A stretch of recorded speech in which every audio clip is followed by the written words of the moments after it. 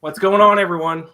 Myself, Iain MacMillan. I didn't put my last name in my little caption there, I see. But y'all know who I am. It's Iain, not Lane. I get Lane way too often. Myself and Reed Wallach. We're going to have a little fun. UFC 270, the first pay-per-view of 2022 coming up. 2 title fights on the card. We got the heavyweight title fight, Francis Ngannou against Ciryl Gane, and the flyweight title fight, Deiveson, Figueiredo, and Brandon Moreno. So what we're going to do for this is we're going to do it a little bit of a different way here. We're going to have some fun with it. We're going to do this in the form of a draft, a little bit of a modified snake draft. So we're going to determine the order right here in a little bit, and then we are going to draft our picks. So every single fight on the card, main card, and prelims are available. When one person drafts a bet or a fighter to win, the other person obviously can't draft it. So a little bit of strategy here. Myself and Reed have not talked about this card whatsoever this week, so I have no idea which way he's leaning. So I'm very interested to see how this is going to go. And how we're going to do it, a little bit of a modified snake draft. Whoever picks first will pick first from rounds 1, 2, 3, and then we switch the order for rounds 4, 5, 6. So if you pick first in round 1, you have the advantage of the first overall pick, and we'll see who goes first overall. I think we're thinking the same thing. I'm interested to see. But the advantage of picking second is that you get round 6. We're doing an over/under bet on an over/under for any fight. So if you pick second, you're going to pick first in round 6, which means you get first dibs of the over/under for the total fight read. So how are you feeling about UFC 270 before we get into things? How are you feeling about fights that you've kind of narrowed this down to? What are your thoughts heading into this weekend?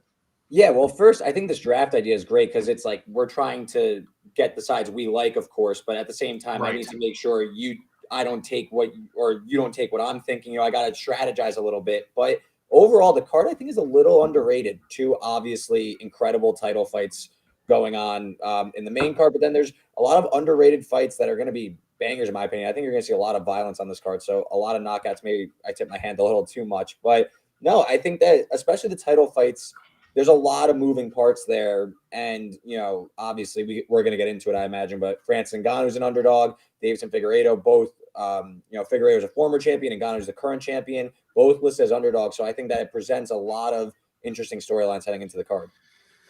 Yeah, a lot of heavy favorites on this card too. I was looking into a lot of heavy favorites, a lot of UFC newcomers. So it's obviously 2 title fights. It's a very top heavy card. It's not necessarily the best pay-per-view card from bottom to top in terms of name recognition. But sometimes if you look back at the history of UFC pay-per-views, sometimes these fights, especially ones or these cards that are involving a lot of newcomers, you get some electric results. So I think it's going to be a good card, even though as far as name recognition, it's a little bit top heavy. But yeah, let's get into it here in a second. I'm going to grab a coin right over here, and we're going to figure out who picks. Do you have a preference while I grab this coin? Do you think you want to pick first? Do you want to pick second? What do you think? So I'm thinking I want to go first because, I want to make sure I get my claim in on a few fights. I feel like that gives me a little bit of advantage going first. But obviously, again, it equals out because if I take one fight, you could go another fight. So I wouldn't say there's necessarily an advantage, but I think I want to go first. I definitely want to go first because there is one fighter I want to take, and I think you might be leaning the same way. So I definitely want to get him because you and I both, though, we both always tend to lean towards underdogs just to begin with. So I feel like inherently we are both going to be siding with a lot of the same guys, whether we get them in the draft or not. So that's why I would like to go first. Yeah, I find that we're on the same side a lot of times, not just in UFC, but in some other sports as well. So there is some strategy to this draft because it's not just about getting the good picks. I got to try to figure out who you're going to take and snag them beforehand. So coin right here, nice little basic American quarter, it looks like. I'm going to put the coin in one of my 2 hands. You pick it. I'll keep it all on screen so you know. Okay. And if you get it right, you can choose if you pick first or second. Okay. By the way, do you have a drink going? I have a beautiful water bottle. Beautiful. It's my Friday night, so I'm getting a little crazy. All right. All right. One of these 2 hands, Reed, go ahead. Your left hand, my right. This one? No, that one, the other one. This one? Yeah. Are you sure? Left. Yeah, positive. This is my right, but it might be mirrored, so it might be confusing. Okay, yeah, I want that one. Yeah. All right, you got it. All right, let's go. Let's go. Shit, that's not what I wanted because I think I know who you're taking first overall, and I'm not happy. Okay, so I'll get us off and running here. Let's get into it. I'm gonna take Francis Ngannou. You plus, I'm gonna take Francis Ngannou plus 130 at WinBet right now, the proud sponsor. So listen, I'll tell you why I understand the cons of Francis Ngannou before I tell you why I like him. And it's Francis Ngannou as an underdog. How can I take him? But first, what it really is Francis Ngannou over the UFC already? He's climbed the mountaintop. That is, he's so well paid. He's made all his money, all that. And I understand maybe there's no motivation because when you're not motivated, the window closes fast. And Ciryl Gane is more than qualified to take down Francis Ngannou. That being said, I have this theory with UFC betting where I want to fade the trendy prospect who's a little unproven. You've seen the past 2 UFC events actually with Giga Chikadze last week. He was a minus 250 favorite, got absolutely boat raced by Calvin Kattar. And then the one before that, Dawkins lost to Derek Lewis in a similar, considerable favorite. So Gane, he's moved from minus 115 to minus 150. I think that's a little overpriced. I make Ngannou a favorite. This will be the first time Gane isn't the bigger man. Ngannou is going to have 2 inches of reach on Ciryl Gane in this fight. And again, Gane's not going to be able to grapple with him and kind of toss him around. He's going to have to throw punches. And if Francis Ngannou lands one, Gane's never felt that before. This is a different type of power. So listen, maybe he's got 1 foot out the door already, but I'm going Ngannou as my first pick. So I had a feeling that we were both. If I had first pick, I was going to take Ngannou too.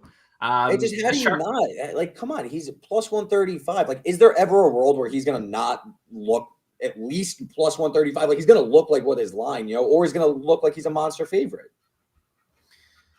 Yeah, I mean the sharps love Ciryl Gane apparently because that line has moved quite a bit. Yeah, I mean, listen, maybe I'm dead wrong, right? That's very possible. But how am I not going to take this guy? I get Gane has the recent. He's kind of the flavor of the week, but Ngannou just lands one, it's over. He's not getting. I don't see Gane knocking out Ngannou.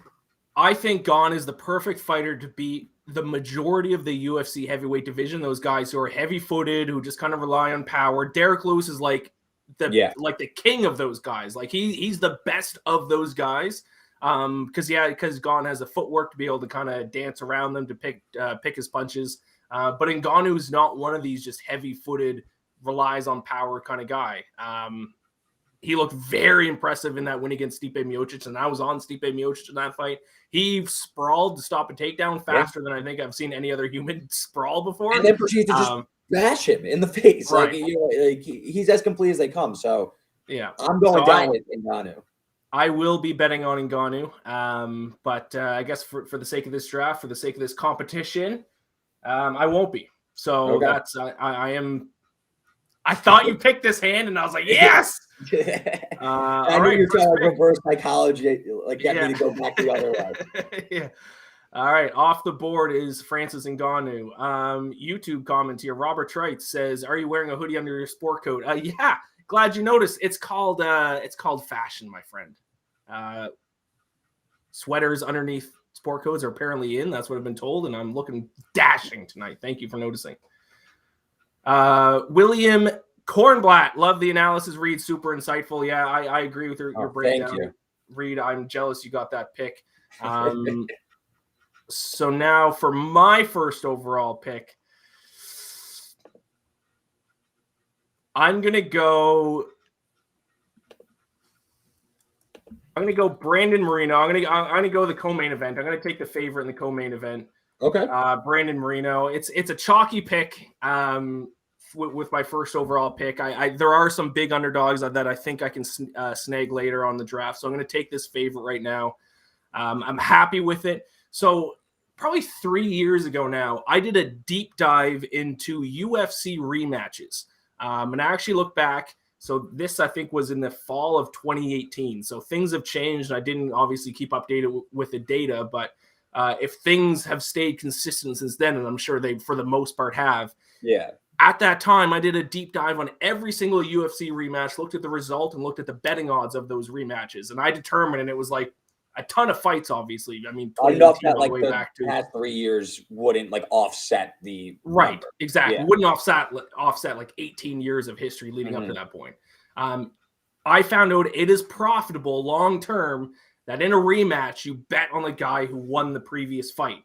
Okay. This is a little bit different because it is a trilogy fight, so it's a little bit different, but still, even I looked at trilogy fights as well, and betting on the guy who won the most recent of the two fights is profitable. Another addition onto it is the rematch usually favors if the winner was younger, it usually favors that guy again in the third fight. Moreno's younger than Figueiredo. What's super profitable, it doesn't apply for this, but for anyone who's curious, what's extremely profitable that in a rematch between two fighters, the fighter who won the first time is an underdog the second time. Take them like 100% of the time. That's extremely profitable. So obviously it doesn't work all the time. I mean, we were just talking about Ngannou and Stipe Miocic. It didn't work then. Ngannou won the rematch, but as a long-term betting strategy, it is profitable to bet on the guy who won the first fight in the rematch. So I'm going to take Brandon Moreno. I think he looked fantastic. Third round finish last time. He's a younger guy, high energy. Figueiredo is power, but Moreno is a little bit more well-rounded. I think Figueiredo can win this fight. I'm not saying like this is 100% going to be a win for Moreno, but I'm going to follow kind of my long-term strategy here. I like Moreno. I was a little nervous that you might go him, but maybe you're going to go for Figueiredo. You might go the opposite side, so I'm curious to see that. But I'm happy with him. My first pick, second overall pick. I'll go Brandon Moreno in the co-main event. No, I don't think you could go wrong with that. I think Moreno looked like, I mean, Figueiredo had that terrible weight cut heading into the last fight, and Moreno just looked like he clearly kind of ascended to another level. That Figueiredo, I mean, if I'm not mistaken, Deiveson's 34 now, so he's already, his twilight's starting to come fast. And like I was saying with Ngannou, these primes close quickly. Figueiredo went from being unstoppable to looking, like he can't handle the flyweight cut anymore. So I can't hate the Moreno pick at all. I mean, minus 180, maybe a little steep for me to bet. Maybe I'll come back around on Figueiredo depending on how the draft board snakes out. But I'm going to look for so I got pick 2 now, right? Or I guess pick 3 overall. Robert Trice says I hit randomize and choosing my own. You're in between like different ages here with your look. I think it's very fitting. It's very fitting. I'm a man child. All right, Reed. Your second pick, third overall. Who do you got? My second pick, I'm going to go with Michael Morales. He's on the prelim card. He's facing off against Trevin Giles. This is Morales' UFC debut, but I think that there's cause for a lot of optimism against Giles and a good reason to fade him. Giles is coming down in weight from middleweight to welterweight, so he's cutting that. Is always kind of a red flag for me, right? Like he kind of needs to cut weight because he can't handle the middleweight weight class. He got knocked out pretty brutally in his last fight. Meanwhile, Mike Morales, he's 12-0, really, really young. One of the youngest guys on the card, but he has a 5-inch reach advantage on Giles. He's an Ecuador national wrestling champion. Plenty of knockouts to his name, 9 of 12 are by finish. Giles clearly chinny. I'm a little nervous. I think that this price is going to come out a little bit short looking back on it, whether it's by decision, I kind of trust his gas tank, or by finish. So give me Michael Morales. I'm pretty sure it's minus 120. Yeah, minus 120 at WinBet right now. So that's pick number 2.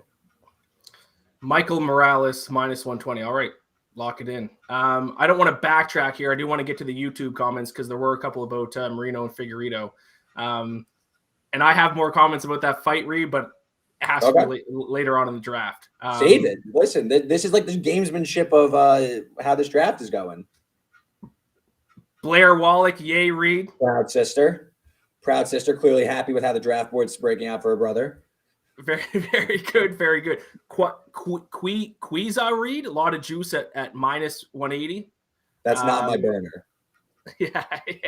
I agree. You're right. It is a lot of juice, but I mean, UFC, you're not going to find a ton of fights that are like pick 'em. Sometimes you got to just bet heavy juice. I mean, you're not going to bet on the underdog every fight. So sometimes in these. Go ahead. No, one comment about Moreno. As this fight goes longer, Figueiredo, a lot of his winning capability is going to come early in the round. So Moreno, if he could survive that early onslaught, Figueiredo has not been one to really keep up a pace in most of his career. So like Moreno might end this fight looking like a massive, massive favorite. Even, I know you're taking for this draft's sake minus 180, but there's a chance if you want to look at Moreno live after like round 2, he might end up, moving down. Live betting UFC is incredibly volatile, and Moreno live isn't a bad look. If you think like it's super possible he loses the first round and then comes back and wins the fight. That's absolutely. I want to say maybe did Figueiredo win the first round last time? Figueiredo, I don't know if he won the first round, but I remember because it ended in a draw because he got him in the below the belt. Not the first fight that. Well, yeah, I think he definitely won the first fight. I don't know about last fight though. Yeah, no. So I mean, no, last fight he because he was just a shell of himself. So again, Moreno coming into the fight, if he could survive some early onslaught, he could definitely make it end up closing as a bigger favorite. All right, I'm just preparing my pick here. I think my strategy as I'm going along here is I think, and this is the first time we've ever done this, Reed. So my strategy is going to pick kind of as we continue to do these, and hopefully we do. I think I want to go favorites early. So that's why I'm going to go my second pick, 4th overall pick is also going to be a chalky favorite. I'm going to go Said Nurmagomedov. Okay. Minus 190 against Cody Stamann. I had him on my leans. I think it's Stamann. So Stamann, yeah. So I just talked about how I did a study before on rematches. Another study I did after that was the winning percentage of fighters from certain countries. So which country had the highest win percentage in the UFC? Can you guess number one? Probably Russia. So Russia came in number 2, and that is my point. But one that might surprise you. Who do you think number 1 would be? Brazil? No, number 1 was. They have a lot of bad talent too. Number 1, and it was probably because it was a low sample size at the time. Once again, I did this back in fall of 2018 or winter of 2018. New Zealand. Interesting.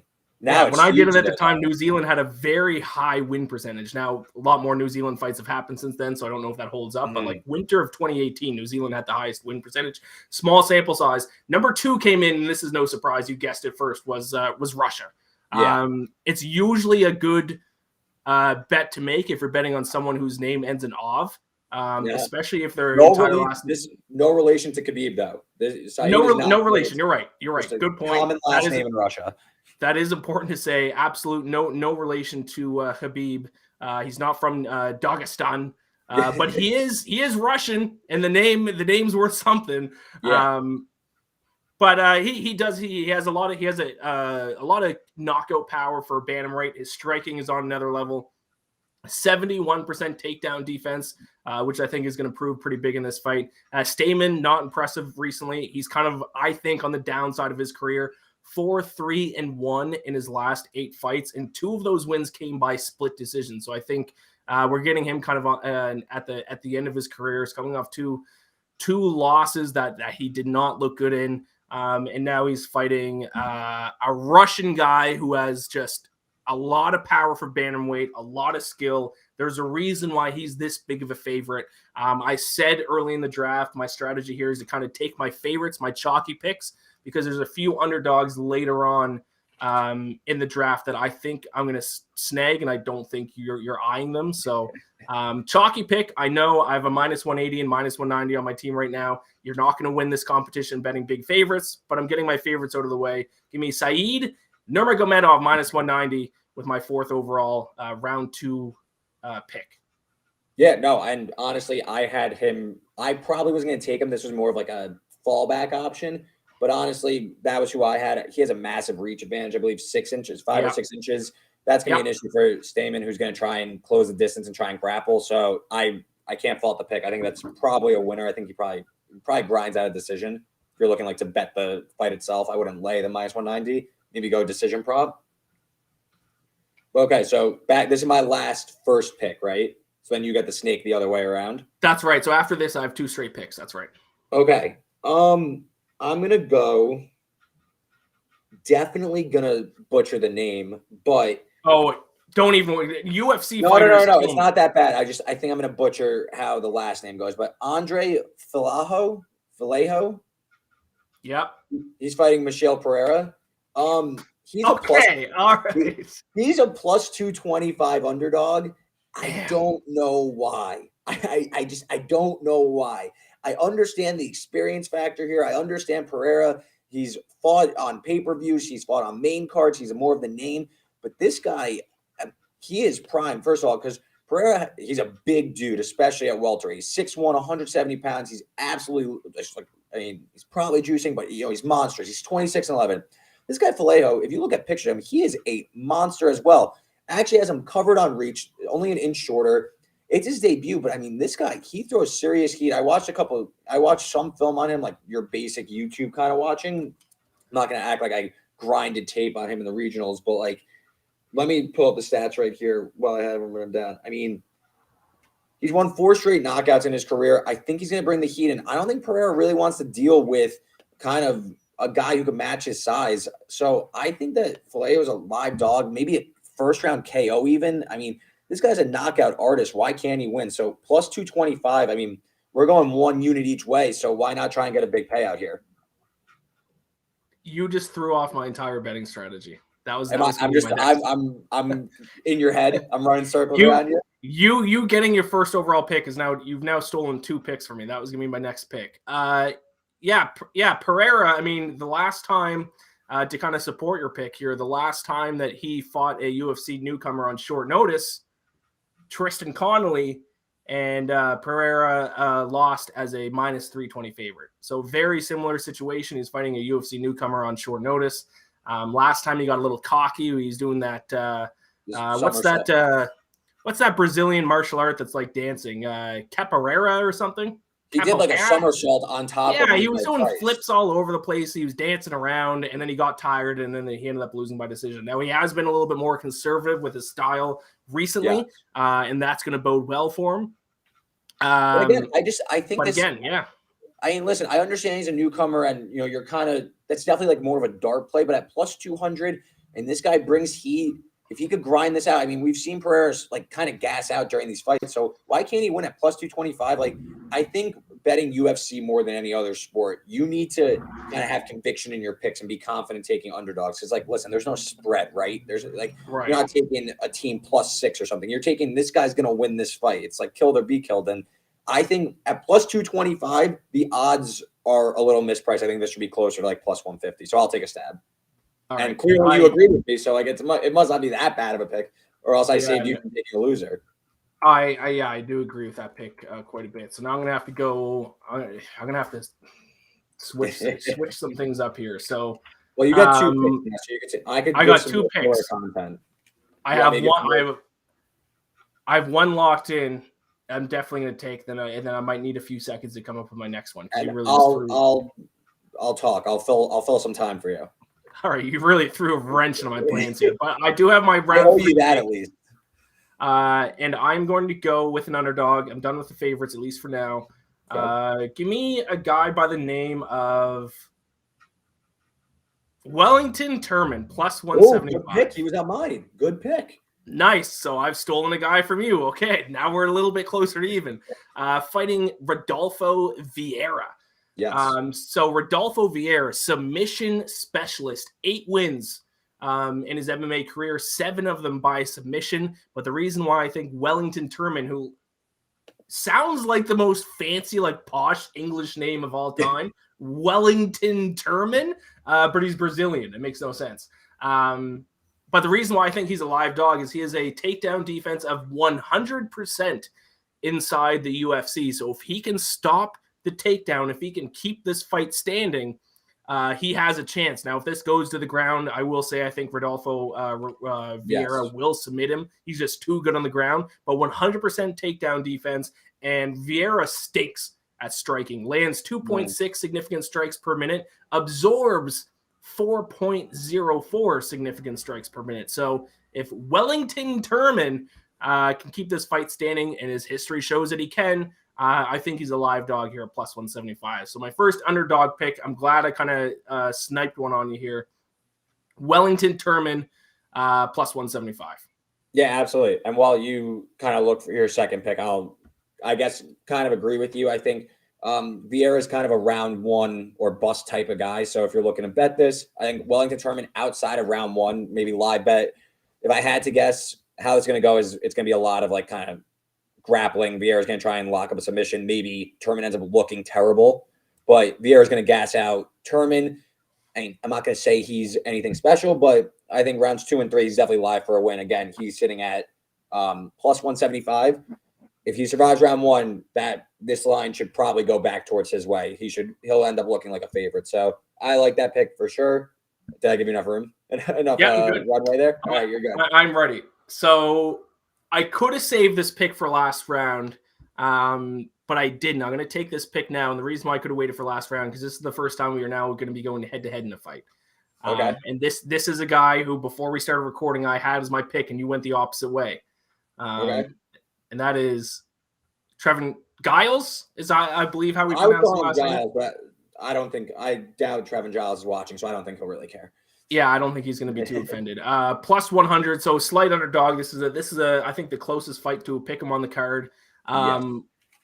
I think the odds are set right if you aren't including the possibility of octagon jitters, because this is Michael Morales's, if you don't count the Dana White's Contender Series, this is his UFC debut. Trevin Giles has fought 8 times in the UFC. So we have a very experienced fighter inside the octagon taking on a newcomer. Octagon jitters is a very real thing. There's a reason why that's an actual phrase that people use. Yeah. Octagon jitters, it's a coined phrase. Yeah, like I said, I think the two fighters, their skills match up very well with each other. I think it's a very close fight. I truly think it is kind of a coin flip, but with the octagon jitters, compared to a guy who has 8 fights in it, who is going to be a very experienced fighter, will know how to win fights, I think that does give Giles, Trevin, I think it does give him a very slight edge. So I'm going against you on this one. This is a pick I had written down before we even started, so you went the opposite way. We're going head-to-head on this one. Trevin Giles plus 100 is my round 4 pick. So now you are up round 4, your 4th pick. Do you have one ready? Yeah, I got one ready because I don't really know who I'm going to take with my 5th pick, but I do have this. I was going to take this one regardless. You went against me early, so I'm going to take it now so I can buy myself some more time and keep this moving. Give me Deiveson Figueiredo, plus 150 against Brandon Moreno. So let me preface why I am not, for the sake of this draft, I will be taking Deiveson Figueiredo. I'm not betting Deiveson Figueiredo until I see him get on the scales, because like I alluded to earlier, he had a terrible, terrible weight cut in that second fight. Let's go back to the first fight, though. He would have won that fight if he didn't get Brandon in his tiny Morenos. He would have won that fight for sure. He had a point deducted, and that ended in a draw. So to me, in my opinion, Figueiredo won that fight. The second fight, he had a terrible weight cut, and that's what, in my opinion, he folded like a cheap suit. He was chinny. Yeah. He wasn't into it at all. I'm going to attribute a champion saying he had a bad weight cut, which it's been documented he has. I think that there's going to be a chance he gets on that scale on Friday afternoon, and he looks dynamite, and he looks ready to go, and this line is going to look silly. I think that, again, this goes to my Ciryl Gane, and I understand the history of rematches. I think that this is a little bit different based on the circumstances, but again, this just seems like an overreaction. Figueiredo closed minus 190 in the last fight. Now he's going to be plus 155 because of a bad weight cut. Again, I think if I see I'm actually going to watch the weigh-ins. I watch the highlights to see if anything bad happened, or I follow on Twitter. I will be watching very closely to see if Deiveson Figueiredo jumps on that scale and looks good. Because if he does, I will be placing a bet on Deiveson Figueiredo all the way down to pick him, because I think he wins this fight then. All right, so we're going head-to-head in the co-main event. This is good. This is going to be an interesting, what we got going on here. We have a lot of head-to-head, a lot of underdog bets. This is fun. As you were describing that pick, I'm scrambling to get my 5th because you have completely thrown off my betting strategy. I am ready, though. I don't have notes for this fight, so I don't have as much to say about it, but I'm just going to put it in here in the caption so people can see it live as I lock it in here. It is a prelim fight. It is a women's fight. It is a fight between Silvana Gomez Juarez and Vanessa Demopoulos. And you are taking? And I'm taking. Just 1 second. Pause for to bring it up here. And there is Silvana Gomez Juarez. What a reveal. The tension couldn't be higher. Listen, I'll take the underdog in this fight. Vanessa Demopoulos. 1-3 in her last 3 fights. I think this fight is kind of a pick 'em fight. I'm a little bit confused why she's favored. Silvana Juarez is coming off a submission loss right now, but before that, she had 3 straight wins. 2 of them came via TKO, but her loss in the last fight was her UFC debut. So I think that's a little bit of an overreaction to a debut UFC fight. I talked about it in my last pick. The octagon jitters are a real thing. So when a highly touted fighter gets to the UFC, if they don't look so good in their first fight, I'm not going to dock them too many points. And actually, I'm an underreact guy. I underreact to fighters who lose their first fight in the UFC because I honestly think, and I'm not an intangibles guy. I usually statistics more than anything else, but I've watched the UFC for a long time. The octagon jitters are a real thing. Very big stage, a lot of pressure. Once you kind of get that out of the way and you're kind of used to it, you're doing it for a second time, a lot less stress. So I think she's a good bet here in what's going to be a close fight. Small underdog plus 120 from Argentina, Silvana Gomez Juarez as my fifth pick, my final pick when it comes to fighters, and then we're going to do an over under here for round 6. So there you go. I don't hate it. I mean, again, one with more experience, short underdog price. I mean, it's simple as that. Sometimes, you know what I mean? Like you could even, blind the fighters and just like go with the spot play. So I don't mind it at all. So my last pick, I'm happy I'm getting in on this, especially at my last pick, because I feel like this is more of a dart than anything. And again, I'm taking another newcomer. I'm going to go with Genaro Valdez at plus 170 at WinBet, which is even longer than what I wrote down. But so Matt Frevola, the guy he's facing, is he very good? Is he good at all? I don't really know because so he comes in on short notice 2 fights ago, loses just a ragdoll decision. Then in his next fight, gets knocked out in 7 seconds by Terrence McKinney, who is a borderline, not even UFC fighter. Now he's going against this guy Valdez, who brings violence. He's 10-0. All of his fights have been finished. He has 7 knockouts, 3 submissions. Again, this is just a complete, plus. Why is this guy plus 170 when this guy Frevola hasn't shown that he's like? I get he has like the fight experience, but what if he's just terrible? He's like a gatekeeper for these prospects. Like Valdez could just steamroll this guy. So you know what? I'll take a shot. He's a pretty long underdog. I don't think Frevola is this type of price to pretty much anybody except for me. So you know what? Let's go with Genaro Valdez as my 5th and final pick before we get to the totals. I like it. We're getting a little deep into the prelims here. We're going to be going for this for like 7 hours. Yeah. All right. So now 6th and final pick, as I mentioned at the top of the show, is an over under on round totals. There were 2 that I was eyeing. I was hoping I was going to pick first because then if you went one way for the round over under, I was just going to go the other way. So as you were describing your last pick, I was trying to decide which way I wanted to go here. And I think I just kind of went with the one that had closer to a pick 'em, a little bit less juice here for my over under since I picked kind of 2 chalky favorites earlier. Mm-hmm. So pretty obvious one here. Main event. Gane and Ngannou under 2.5 minus 115. I mean, you picked Ngannou.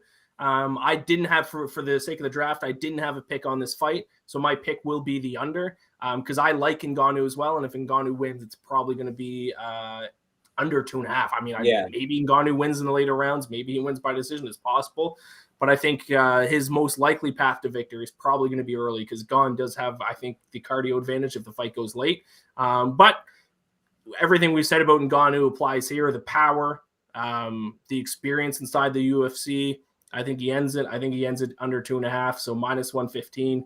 I'll take that for my over under bet.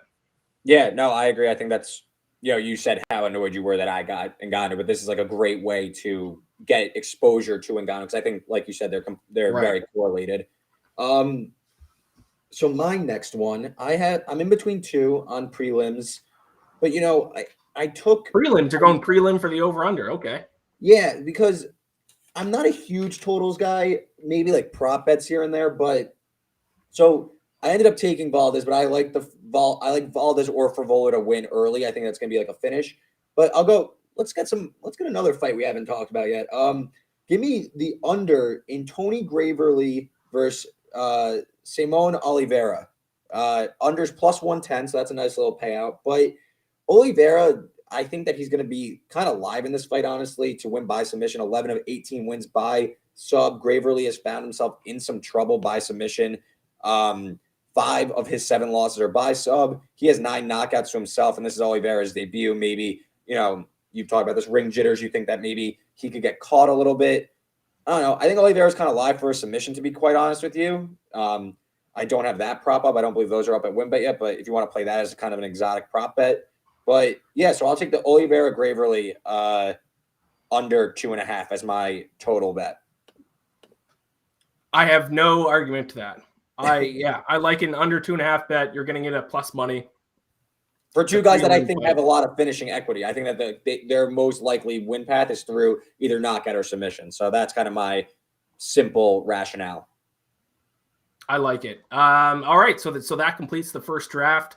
I didn't mark down as we were going what all of our picks are. I have them here. You have them there? All right, recap it. Who do we got? Okay, so my team is Francis Ngannou, Michael Morales. I have to tell you that odds, but I'll just stick with it. Andre Fialho. You say Fialho, I say Fialho. Deiveson Figueiredo and Genaro Valdez. And then my total will be the under 2.5 at plus 110 for Tony Gravely and Saimon Oliveira. And then for Ian's side, he has Brandon Moreno, Saeed Nurmagomedov, Wellington Turman, Trevin Giles, and Silvana, I forgot her middle name, but Juarez. And then the under in the main event between Francis Ngannou and Ciryl Gane at 2.5. I love my card. I think I win this. And I love mine too. This is great. So how this is going to work is we're going to pretend like it's 1 unit risk on each bet. And then at the end of the card, whoever would theoretically come away with the best, with the most units won will win. The loser has a punishment. Have you thought about any potential punishment for us for the loser? I think TBD. There will be a punishment of some sort. I think we need to connect offline and really hammer in the details, make sure, all parties are consenting. But I think that we could come to terms on some sort of funny, probably embarrassing social media type bet to put on this.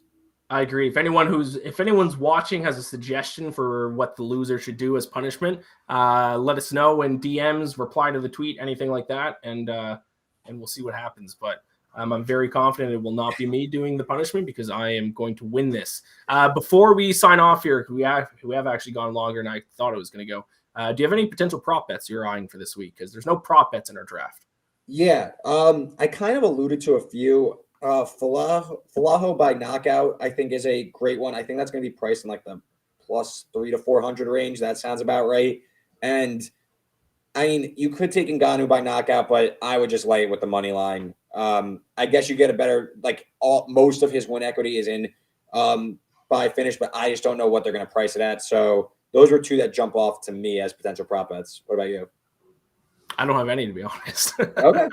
I'm glad you had a couple. I honestly couldn't think of any that I liked heading into this card. Like I said, a lot of newcomers in this, a lot of heavy favorites. And when it's kind of newcomers and fighters that I'm not super familiar with, I get a little nervous when it comes to. I do more prop bets when it's like fighters that I'm like very familiar with, guys who've been around for a little while. These newcomers are a little tricky because things happen that you don't necessarily expect. So I think it's going to be a good card, though. I'm excited for it. Yeah, and Ian, thank you for being the gracious host, basically making sure I got first pick and everything, leaving it up to me. And best of luck, man. May the best man win. I should have fixed that coin toss. I should have put that in my feed. I don't know what I was doing. I should have got the cold envelope going or something. All right, thank you all for watching. Best of luck with your bets this weekend at UFC 270. Hopefully, we'll have more of these in the future for you. Good luck. Thank you for tuning in. We'll see you next time.